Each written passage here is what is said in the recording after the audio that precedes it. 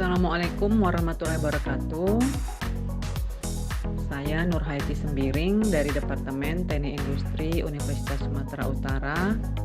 Senang sekali dapat bertemu kembali dengan para pembelajar sekalian dalam materi yang berkaitan dengan mata kuliah proses manufaktur.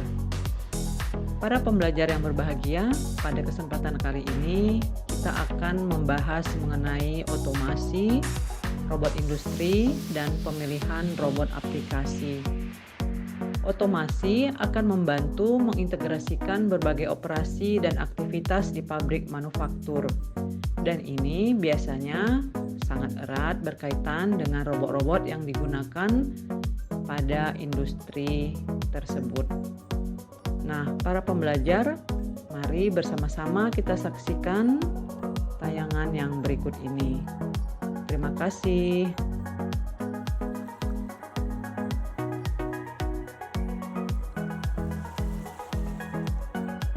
Para pembelajar sekalian, hingga awal tahun 1950-an, sebagian besar operasi manufaktur dilakukan dengan menggunakan mesin-mesin tradisional yang tentu saja kurang fleksibel dan membutuhkan banyak tenaga kerja yang terampil.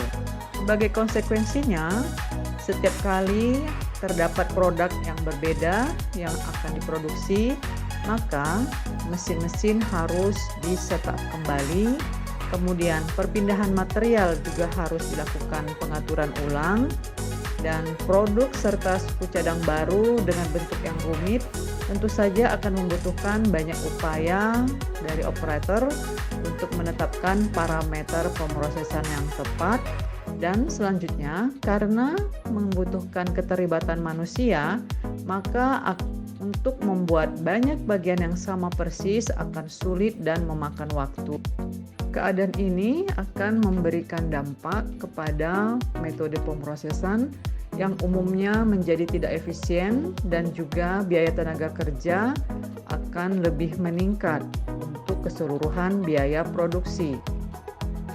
Pada dasarnya, kebutuhan untuk mengurangi biaya produksi senantiasa dibutuhkan, dan salah satu alternatif untuk mengurangi biaya produksi ini adalah dengan mengurangi upah tenaga kerja.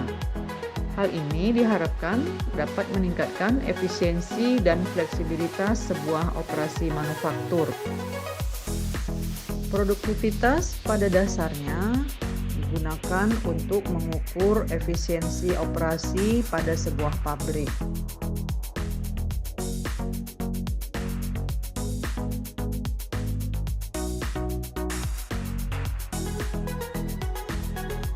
Sering dengan kemajuan yang terus-menerus dalam ilmu pengetahuan dan teknologi manufaktur, maka efisiensi operasi manufaktur mulai meningkat, dan persentase biaya total dikaitkan dengan tenaga kerja juga mulai menurun. Untuk meningkatkan produktivitas, maka langkah yang dilakukan adalah melalui proses otomatisasi. Otomasi berasal dari bahasa Yunani, yaitu automatos, yang berarti bertindak sendiri. Istilah ini diciptakan pada pertengahan 1940-an oleh industri mobil Amerika Serikat untuk menunjukkan penanganan otomatis dan pemrosesan suku cadang dalam mesin produksi. Selama dekade terakhir, kemajuan besar dalam jenis dan tingkat otomatisasi telah terjadi, dan hal ini dimungkinkan melalui kemajuan pesat dalam kapasitas dan kecanggihan komputer serta sistem kontrol. Always support us by clicking the subscribe button because it means a lot to us. To the next video. Otomasi umumnya didefinisikan sebagai proses membuat produk dengan mengikuti urutan operasi yang telah ditentukan sebelumnya dengan sedikit atau tanpa keterlibatan manusia. Pada otomasi akan digunakan peralatan dan perangkat khusus untuk melakukan dan untuk mengendalikan proses manufaktur. Otomasi dicapai melalui penggunaan berbagai perangkat, sensor, aktuator, dan peralatan khusus. Para pembelajar sekalian, otomasi merupakan konsep evolusioner dan bukanlah revolusioner. Dan ini telah berhasil diterapkan pada berbagai aktivitas dasar sebagai berikut. Yang pertama, pada proses dan operasi manufaktur, yaitu pemesinan, penggilingan, penempaan, ekstrusi dingin, pengecoran, dan cetakan plastik. Kemudian pada penanganan bahan dan suku cadang dalam berbagai tahap dipindahkan ke seluruh pabrik dengan peralatan yang dikendalikan dengan komputer. Termasuk hal ini adalah melalui penggunaan robot dengan bantuan ataupun dengan sedikit bantuan atau panduan manusia. Untuk proses inspeksi, maka otomasi dilakukan pada suku cadang yang diperiksa pada hal-hal yang berkaitan dengan akuransi dimensinya, kemudian jenis cacat-cacat yang ditimbulkan, dan juga finishing yang dilakukan pada suku cadang tersebut. Untuk perakitan, maka bagian individu secara otomatis akan dirakit menjadi sub-sub rakitan dan menjadi produk. Pengemasan produk secara otomatis adalah merupakan satu aplikasi dari otomasi.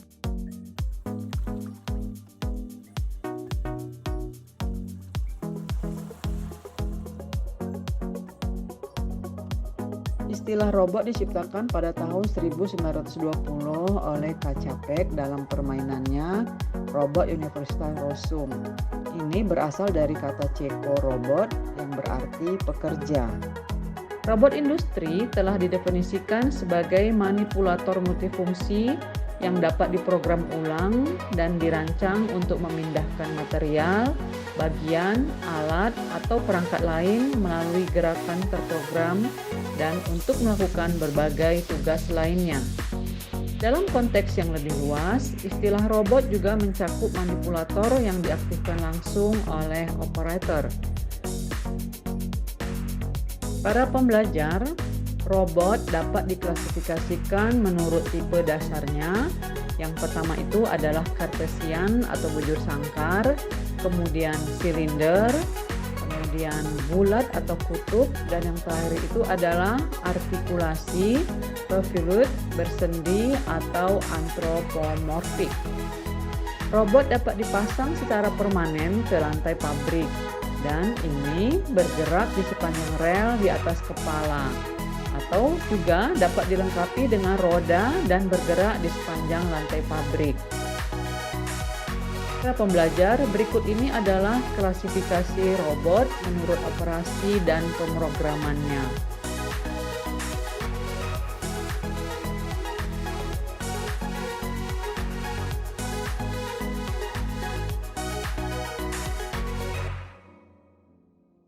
Yang pertama adalah robot urutan tetap dan urutan variabel. Robot urutan tetap diprogram untuk urutan gerakan operasi tertentu, yaitu dari titik ke titik, dan siklus tersebut berulang secara terus-menerus.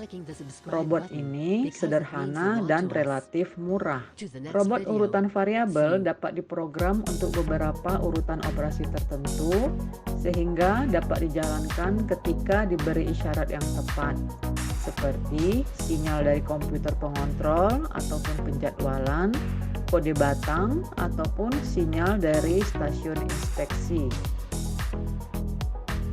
Selanjutnya, robot pemutaran. Seorang operator akan menuntun robot pemutaran dan efektor ujungnya melalui jalur yang diinginkan. Dengan perkataan lain, operator akan mengajari robot dengan menunjukkan apa yang harus dilakukan. Robot akan menghafal dan mencatat jalur dan urutan gerakan tersebut. Hal ini dapat diulangi secara terus-menerus tanpa tindakan ataupun panduan yang lebih lanjut. Robot yang dikontrol secara numerik. Robot jenis ini diprogram dan dioperasikan seperti mesin yang dikontrol secara numerik. Robot dikendalikan oleh data digital dan urutan gerakannya dapat diubah dengan relatif mudah. Ada dua tipe dasar kontrol, yaitu titik ke titik dan jalur kontinu seperti pada mesin NC. Selanjutnya adalah robot cerdas atau robot yang menggunakan sensorik. Robot tersebut mampu melakukan beberapa fungsi dan tugas yang dilakukan oleh manusia. Hal ini karena dilengkapi dengan berbagai sensor dengan kemampuan visual. Sama seperti manusia, robot mengamati dan mengevaluasi lingkungan terdekat dan kedekatannya dengan objek lain pada jalurnya. Dan ini dilakukan dengan persepsi dan pengenalan pola. Terdapat beberapa perkembangan pada robot cerdas, yakni yang pertama itu akan berperilaku lebih seperti manusia dan melakukan tugas, seperti bergerak di antara berbagai mesin dan peralatan di lantai pabrik dan juga dapat menghindari tabrakan. Selanjutnya, dapat mengenali, memilih, dan memegang bahan atau benda kerja dengan benar untuk diproses lebih lanjut. Robot ini juga dapat mengangkut bagian dari mesin ke mesin. Para pembelajar, selanjutnya adalah aplikasi utama dari sebuah robot industri. Yang pertama itu untuk penanganan material. Untuk penanganan material seperti operasi pengecoran dan pencetakan, maka logam cair, bahan baku, dan bagian dalam dari berbagai tahap penyelesaian akan ditangani tanpa campur tangan operator. Selanjutnya, penanganan material dengan perlakuan panas, maka bagian akan dimuat dan diturunkan dari tanur serta bak pendingin.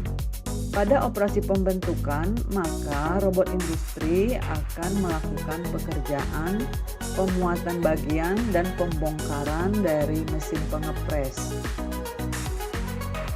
Berikutnya aplikasi robot industri di bidang pengelasan titik. Hal ini khususnya untuk bodi mobil dan truk, maka akan menghasilkan las yang andal dengan kualitas tinggi, termasuk las busur, pemotongan busur, dan pengelingan. Pada operasi finishing, maka pekerjaan seperti grinding, deburring, dan polishing akan menggunakan alat yang sesuai yang terpasang pada end effector. Robot industri juga dapat digunakan untuk melakukan pengerjaan pengecatan semprot, terutama bagian dengan bentuk rumit dan operasi pembersihan. Saat sekarang ini, robot industri merupakan komponen penting dalam sebuah operasi manufaktur dan telah memberikan kontribusi yang besar terhadap peningkatan produktivitas dan kualitas produk.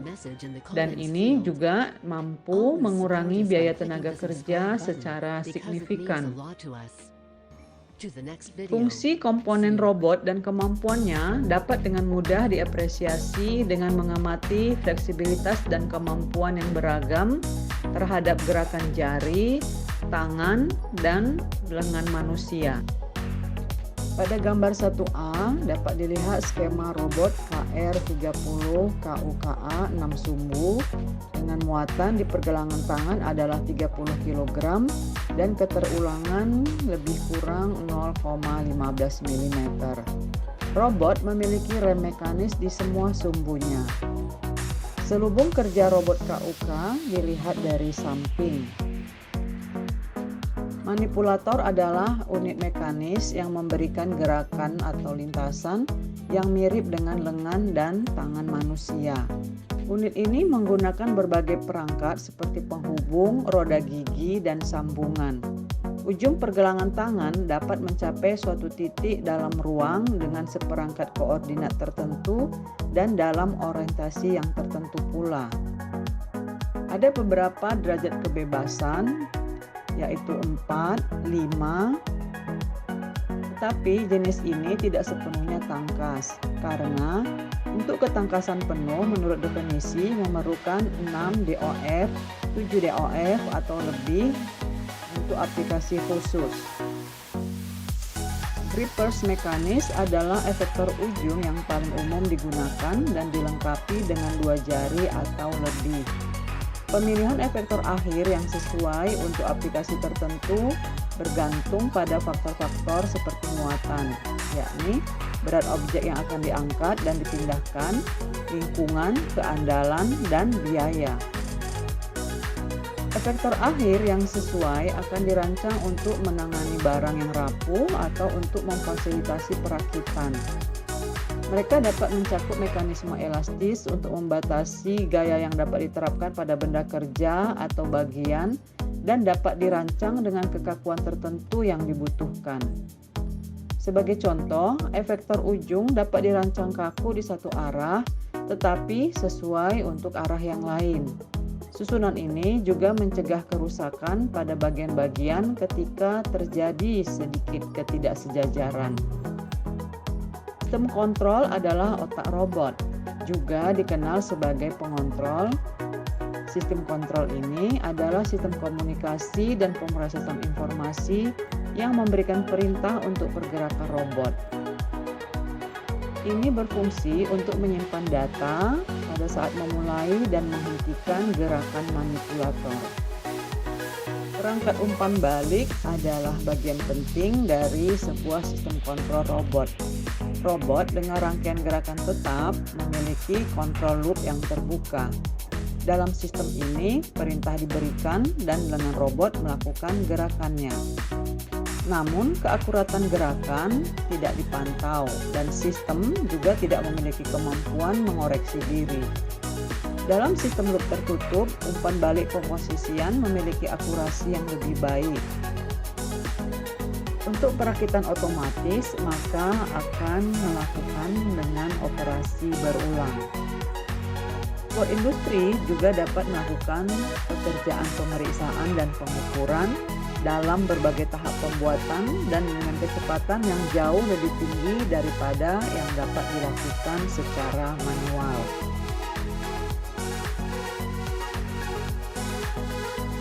Baiklah para pembelajar seluruhnya, demikianlah akhir dari materi pada video kali ini.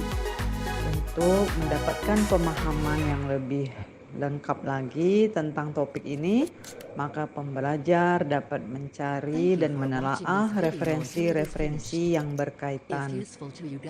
Semoga apa yang sudah kita saksikan pada video ini mendapatkan banyak manfaat. Insyaallah ketemu pada video yang berikutnya. Assalamualaikum warahmatullahi wabarakatuh.